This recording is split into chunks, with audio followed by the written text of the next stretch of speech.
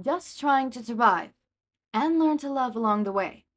By Foreplay on AO3. Episode 40, Chapter 40 Of Fears and Fire. Eijirou is surprised to see Monoma from 1B already in classroom with Vlad Kling. Oh wow, so many of the mighty 1A failed their test. You're no better than us, weirdo. Eijirou snickers at Kaminari's comment. Their class sits down on opposite sides of the classroom from Monoma. The boy sneers at them, but doesn't object the distance. Before long, they're at it, going over stuff that Eijirou had been over 1,000,000 times with Katsuki. This sucks, because it's not the written portion he failed, but the practical one. They're not working for very long before there's a loud noise from outside. Eijirou dismisses it, assuming it's from whatever the rest of the class is doing. There's another noise, and Aizawa Sensei stands, glaze unreadable, as he stares out the window. Vlad, watch the kids. The other pro nods, and their teacher is off. Eijirou and the others watch out the window as he runs into the forest, where smoke is slowly creeping out of.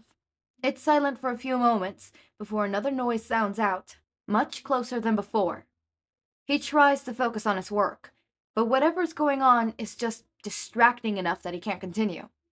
None of his classmates are working either, and Vlad King doesn't seem in a hurry to get them back on track. Eijirou turns back to the front of the room as Vlad King moves towards the door. He's got a concerned frown on his face, and his glaze slides over the window instead of. Then he turns back to speak.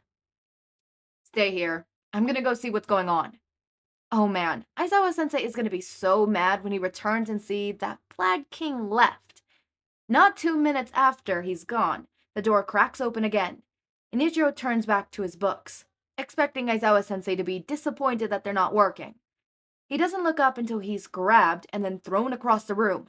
It's so unexpected that he didn't even activate his quirk. He sits up and stares at the scene. Blue flames eat at the desk he had been seated at, and Satoru stands nearby, clutching at his arm.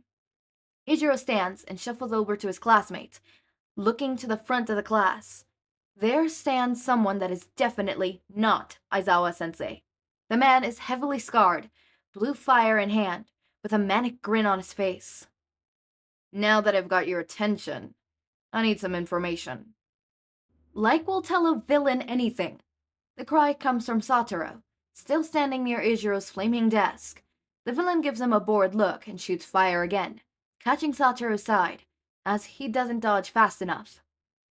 I just need the location of Midoriya Izuku and Bakugou Katsuki. I'd even let you kids live if you tell me. He needs what? What does he want with their classmates? With their friends? Everyone hurdles a little closer. They can't betray their friends. Besides, even if they wanted to, the only answer they could give would be too vague. Eijirou stands frozen at the front of the group.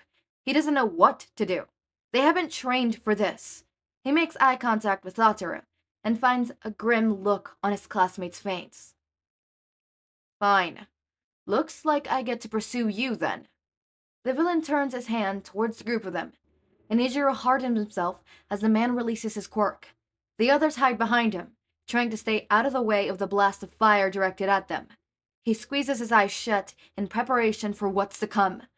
However, the fire never hits. Eijirou opens his eyes, quirk still active, but finds himself face to face with Satoru. He can still feel the heat of fire, and he catches little glances of blue behind Satoru's pained face. He jumped in front of the fire, using his considerable bulk to protect the rest of them. The flame dies out a little, until they see that the villain, standing directly behind Satoru. He places his hand on the back of their classmate's head, and then there's blue fire leaking from between his fingers. Satoru screams, and it's an awful thing that has everybody covering their ears.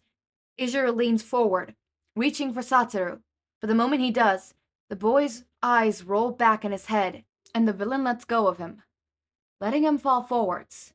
Eijirou catches him as he does, gagging at the smell of burnt flesh coming from the boy in his arms.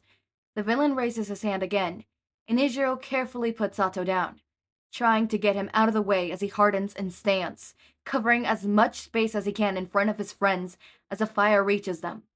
It's hot, but not overly so, his quirk doing its job of protecting them.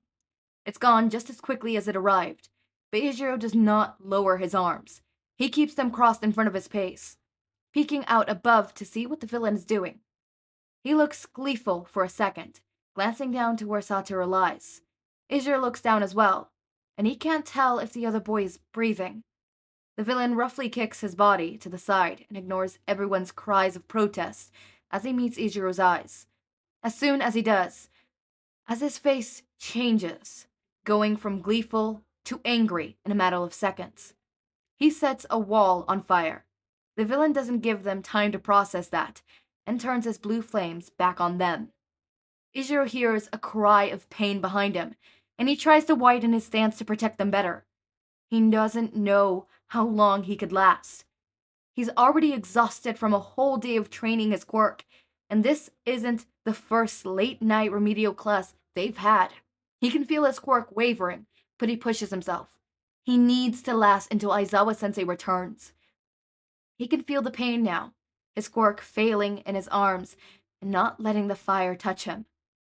He grits his teeth against the pain and stays standing. It's becoming unbearable when the fire stops again. Eijirou takes a second to breathe before looking back up at the room. 3 of the walls are on fire now, and he could hear his friends coughing behind him. His eyes find the villain, who stands even closer than he did before. Before he could react, he reaches out and grabs Eijirou by the neck, hauling him off the ground. He grabs at his wrists, trying to pry the fingers away, but the hand just tightens and heats up, nearly cutting off his air supply. His friends start protesting, but the villain keeps his eye on Eijirou, grinning, a wild look in his eyes. He gets the message and drops his hands. The grip loosens enough for him to breathe a little more deeply. Now, unless you want another of your little friends to die, one of you is going to tell me the location. Eijirou shakes his head as much as he can, and the villain tightens his grip, bringing a flaming hand to his face. Eijirou tries to focus on breathing, but all the air available to him is simply gone. He can't draw in a single breath. He starts struggling, mindful of the fire by his face. Wait! We don't know where they are. They're doing an exercise in the forest, and they started after we left. He distinctly registers Mina's voice, but he can't focus on it. The only thing he could focus on is the fire in his lungs and the vice around his throat. Wow, I thank you for your cooperation. Instead of dropping him, the villain moves his flaming hand closer to Eijirou and tightens his hand even further than he thought possible. He shuts his eyes as blue fire draws near, and the last thing he feels is the heat on his cheek before passing out. Oh my god. Oh my... okay. Oh my... Holy fuck. Okay, what the fuck? Foreplay, floor play, what the, whew, is he dead? Is Satoru dead? I know Kirishima can't die because, Kiribaku still hasn't happened, unless, it already happened and I just didn't cue in, and, Kirishima dies here, but I don't think that's gonna happen. What the? I really hope Satoru is not dead. Only because, the strain that it would put on Aizawa, because losing another student. What the absolutely big fucking flying fuck is this? Oh my god. Okay. Okay. This was, okay. I'm getting ideas. No. Well, I am. No. I'm getting ideas. No. Ideas? Yeah, ideas. Yeah. Okay, whatever. Point to get us. What the fuck? Okay. Breathe. I can't breathe. Okay, so what? Give me a second while I, process these thoughts. So clearly, This was a very emotional chapter. We got a new point of view, Kirishima. Woo woo! We also got maybe character death. Is character death one of the tags? One of the tags? I gotta go. It was character death one of the tags? I don't remember that being one of the tags. Major or minor? I don't remember that being a tag. Let me check. Says selectively mere death, implied child abuse, past child abuse, child neglect. Anxious Izuku Midoriya, panic attacks, protective Aizawa Shouta, protective Hizashi Yamada, minor character. Oh, it's right there. Oh shit. Oh shit. Minor character death is there. So Satoru could have very well died. And okay, because it is minor, I feel as though Kirishima lurks a little too close on being major character. He's like in the borderline of somebody can classify him as a major, like an author can classify him as a major or a minor. Therefore, you know, we're lurking there. We're lurking there. It's like, it's all reveals. I would still classify him as a minor, right? I wouldn't necessarily classify him as a major, but I do think Satoru died. Satoru, which if I remember correctly, Satoru's, yeah, oh god, that is okay. Well, R.I.P. Let's all put an R.I.P. And then, I don't know, a dove emoji. That's an emoji, right? And if not, just spell out the word dove. So that happened. That was emotional. For some people, probably. I mean, it was a little bit of a shock for me. It was a little bit of a shock. I did not think we would be getting that graphic. So, the next chapter is called Villains and Victims. Summary. Shouta rushes back to the burning classroom. Will he make it on time to save his students? I definitely think Aizawa-sensei, or Shouta, is going to be very fucking pissed at Vlad. Because if Vlad would have been there, Satoru probably wouldn't have died, if he's dead. I'm pretty sure he's dead, though. Kirishima wouldn't have gotten as hurt as he did, and also the others wouldn't have gotten as hurt as he did. Quite literally, none of that would have happened, at least not to that extent, if Vlad King would be there. But Vlad King wasn't there. He failed to protect his students. I wonder what Monoma's gonna say to this. Like, seeing that one of the Class 1A people died, and then another one literally risked his life to protect him. Well, him and his classmates, but still. Right? I wonder, Monoma, are you gonna, take that stick out of your fucking ass? As always, my raindrops, make sure to eat, sleep, drink water, take your meds.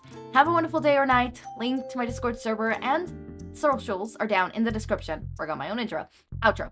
Subscribe to see more of my videos, my content, and thank you so much for watching.